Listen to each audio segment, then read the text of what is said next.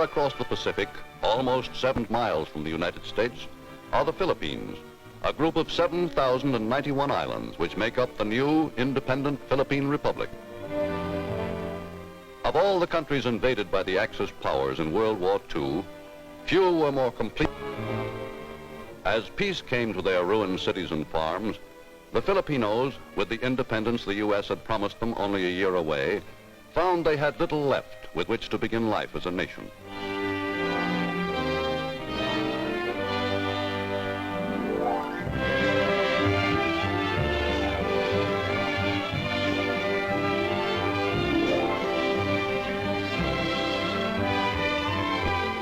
The 43 different racial groups, with no common culture or tradition, the Philippines became a Spanish possession following their discovery by Magellan in 1521. Entirely dominated by their Spanish rulers, the Filipino people in 3 centuries made little economic or political progress.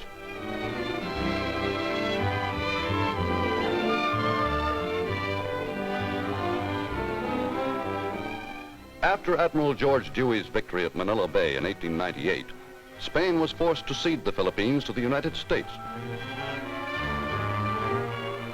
Implacably opposed to American occupation of the Philippines was General Emilio Aguinaldo, who for 2 years up to 1901 was the leader of revolt against U.S. government in the islands, and who never became reconciled to the presence of American troops. But as the benevolence of U.S. rule won recognition and American ideas of democracy were introduced into the Philippines, an orderly and peaceful campaign for self-government began.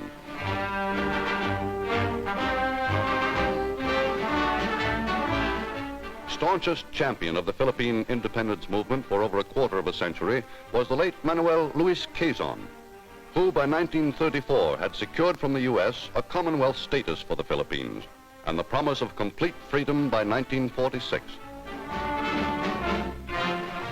For his services in the struggle for independence, grateful Filipinos in 1935 elected Manuel Quezon as first president of their new Commonwealth.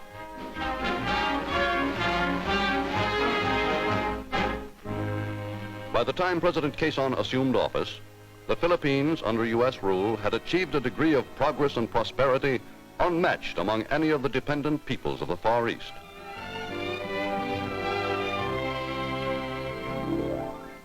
But this prosperity was not widely distributed, and the living standard of the masses of Filipinos was high only in comparison with the rest of the Orient. Mainstay of Philippine economy was agriculture, with rice as the one big food crop.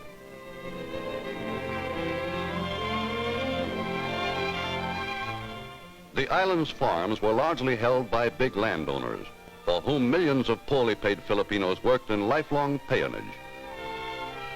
Few of these were able to acquire land of their own, though 3/4 of the island's arable soil lay idle. Of the few exportable crops on which Philippine prosperity depended, most important was cane sugar, of which the Philippines produced over 1 million tons a year, exporting almost 2/3 of it to the United States.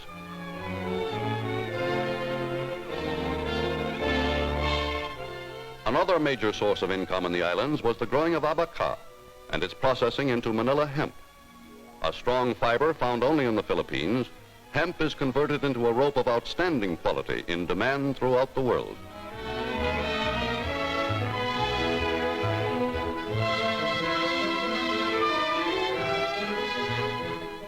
Included among the island's great mineral resources of still undetermined extent are immense deposits of chromite, which were found less than 20 years ago, and huge veins of gold discovered on the island of Luzon.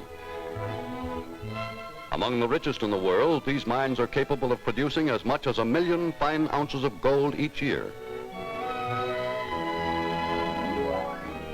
But all these industries brought benefits chiefly to a few shrewd investors who formed a small ownership class. Between this group and the great masses of Philippine people, there existed almost no middle class. In pre-war times, foreigners controlled many of the biggest Philippine industries. And the economy of the islands, based almost entirely upon trade with the U.S., depended chiefly upon tariff concessions which gave Philippine products a favored position in American markets. During the 4 decades of American rule, more money was spent on public health and education than on any other function of government. An almost universal illiteracy was greatly reduced through the establishment in every village and town of at least one primary school, with much of the teaching modeled after U.S. methods of progressive education.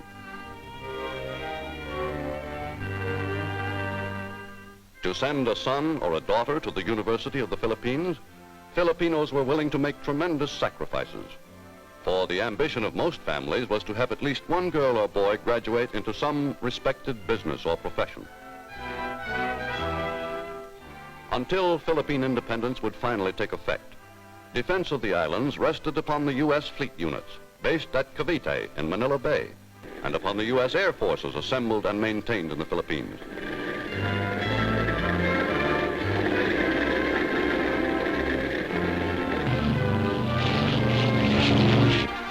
But Filipinos knew that from the day their freedom became an accomplished fact, the responsibility for national defense might well be theirs.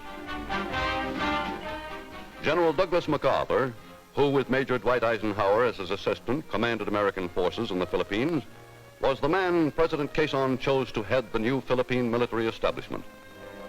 MacArthur set out on a program by which he hoped, within 10 years, to have a trained army of 300,000, capable of holding off any threatened invasion.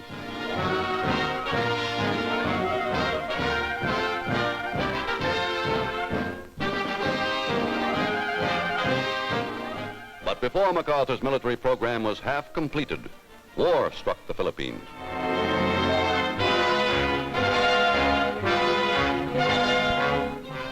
Within 5 months, Japan overwhelmed the few thousand ill-equipped American and Filipino troops defending the islands. And in place of the Americans, who had governed with justice and who promised freedom, came the Japanese, who governed by the sword and offered nothing but slavery.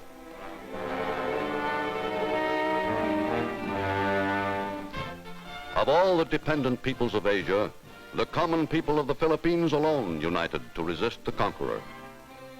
All over the islands, behind Japanese lines, guerrilla armies sprang up. Filipinos of many races, religions, and dialects forgot their differences. With whatever weapons were at hand, plus what could be smuggled in, the Filipino guerrillas fought the Japanese for 3 hard years. Many American Army officers who had avoided capture were among their leaders. To these, the Filipino guerrillas funneled military information which proved invaluable to U.S. operations in the Pacific.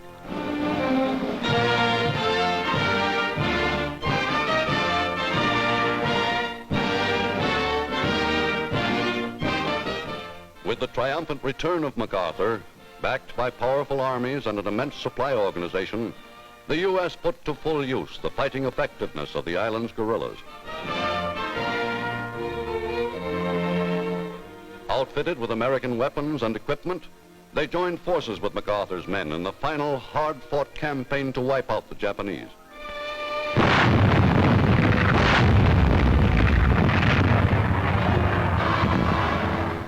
Within 9 months of the first landing on Leyte, U.S. forces had virtually completed the liberation of the island. Everywhere the Americans were greeted as saviors by a grateful people.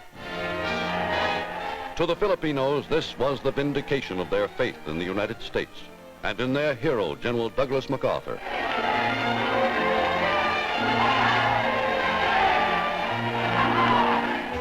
After 3 long years of slavery, the Philippine people could once again live in freedom. And to their American allies, beside whom they had fought so valiantly, they looked hopefully for aid in peace as they had in war.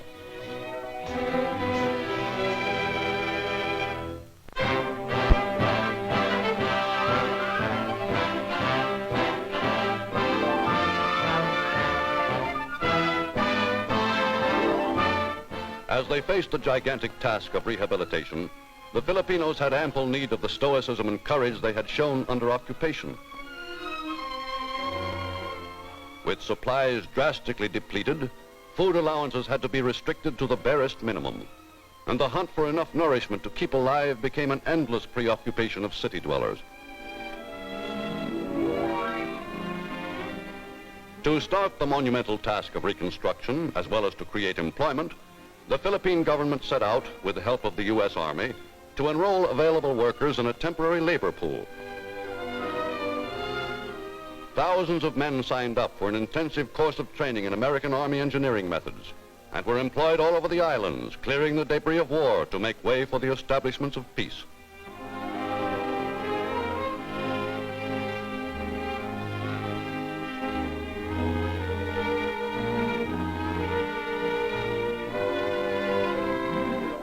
In Manila Harbor, laborious salvage operations were begun to recover for the Philippine government $8.5 million worth of coins, all the silver in the island's pre-war treasury, which had been dumped into the bay early in the war to prevent its falling into Japanese hands.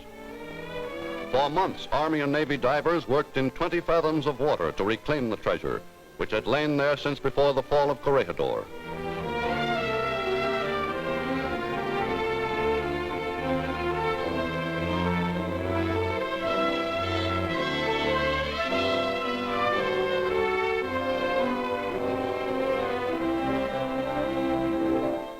First step in reorganizing the financial life of the islands was to restore banking facilities and make possible the ordinary business transactions of peacetime. For until Philippine commerce and industry could be reestablished, there would be no adequate source of tax revenues with which to finance rehabilitation. The need for money and construction materials was immediate and urgent, and for these, there was only one place to turn: the United States. Recognizing this fact, the U.S. sent to Manila a mission headed by Senator Millard E. Tidings to determine the extent of the assistance the Philippines would need. On the recommendation of the Tidings report, the U.S. in 1946 granted President Sergio Osmeño's government over $500 million for reconstruction, plus special tariff and trade privileges to last for 28 years. Though the path ahead is still a thorny one, the people of the Philippines have at least gained from the war a new regard for democracy and are today politically alive and active. Proud of the part they played in liberation, newly conscious of their collective power, the ordinary people of the islands are demanding a bigger stake in the future of the country for which they fought. Voting for a president to lead their infant republic through its first 4 critical years of independence, the Philippine people chose Manuel Acuña Rojas, long the leader of the Insular Senate. A skilled and experienced politician, Manuel Rojas is an able economist as well. With freedom at last, and with the sorely needed financial and economic assistance of the U.S. already theirs, the 18 million citizens of the Philippines are today setting out on the high road of independence. Aware as never before of their national identity, they are determined to make for themselves a respected place in the family of free and independent nations.